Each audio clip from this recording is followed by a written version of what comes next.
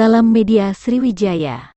Komisi Pengembangan Sosial Ekonomi Keuskupan Agung Palembang, PSE Kapal, bersama gereja dan seluruh umat manusia, tahun ini kita merayakan HPS ke-41, Minggu tanggal 16 Oktober tahun 2022, bertempat di Aula Gereja Katolik Santo Yosef Palembang. Sebanyak lebih dari 100 umat Katolik dari berbagai kelompok mengikuti dua seminar yang bertemakan lingkungan hidup.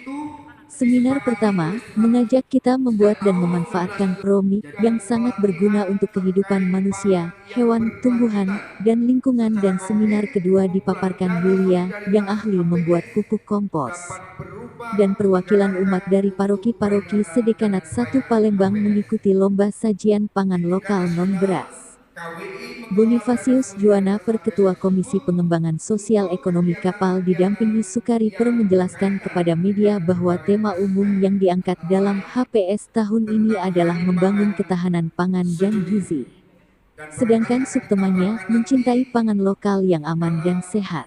Adapun gerakan konkret HPS adalah bersolidaritas dengan menghimpun dana untuk mengatasi situasi rawan pangan yang terjadi di berbagai tempat di tanah air. Di kapal ada 3 acara yang diselenggarakan tahun ini, yaitu perayaan Ekaristi, lomba sajian pangan lokal non-beras, dan seminar.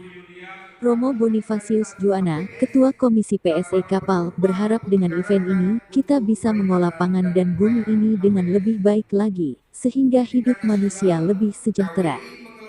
Dalam Ekaristi Kudus yang dipimpin oleh Romo Bonifasius Juwana Per dan Romo Ignatius Sukari Per, Romo Sukari mengatakan, tema Hari Pangan Sedunia 2022 adalah Leave No One Behind, atau artinya, tidak meninggalkan siapapun di belakang. Bentuk pelaksanaan dari tema ini yakni melalui produksi pangan yang lebih baik, nutrisi yang lebih baik, lingkungan yang lebih baik, dan kehidupan yang lebih baik.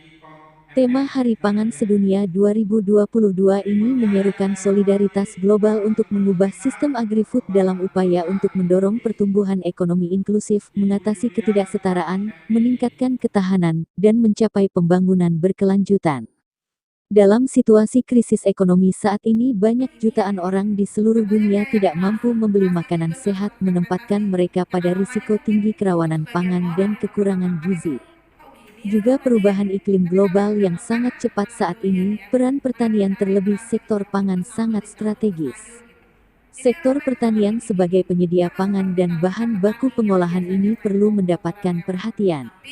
Walaupun sektor pertanian sebagai penyangga pangan dunia, namun hampir semua usaha tani ini rentan terhadap perubahan iklim.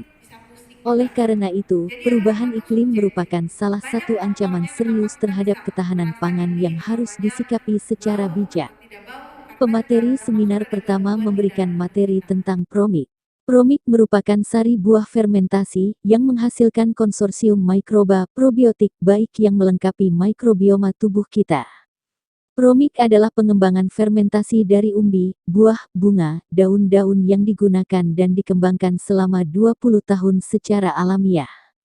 Tidak menggunakan gula atau tambahan kimia atau kultur, vegan, dan halal. Jelas Ivon, yang mendapat penghargaan dari Gubernur Provinsi Sumatera Selatan tahun 2021 atas upayanya mengolah sampah dengan metode biowas promik.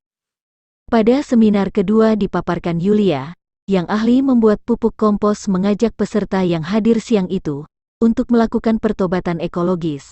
Ada 3 dosa ekologis manusia. Pertama, manusia cenderung malas, membuang sampah sembarangan, konsumtif, menjadi penikmat saja.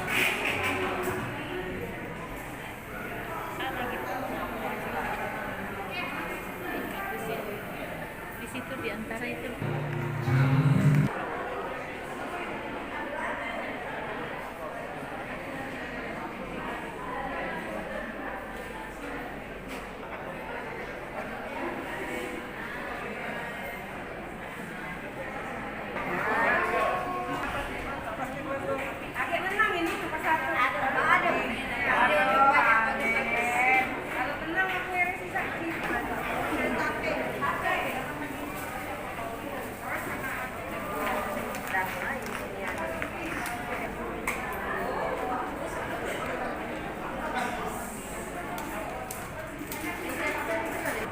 Yuri, hah? Yuri. Kalau ditemukan siap.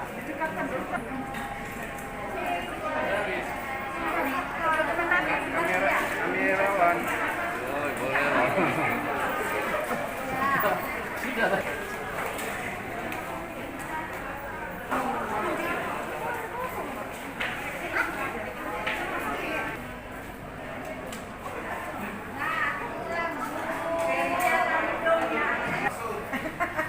Oh, ada apa-apa. Oh, enggak. Pak, ini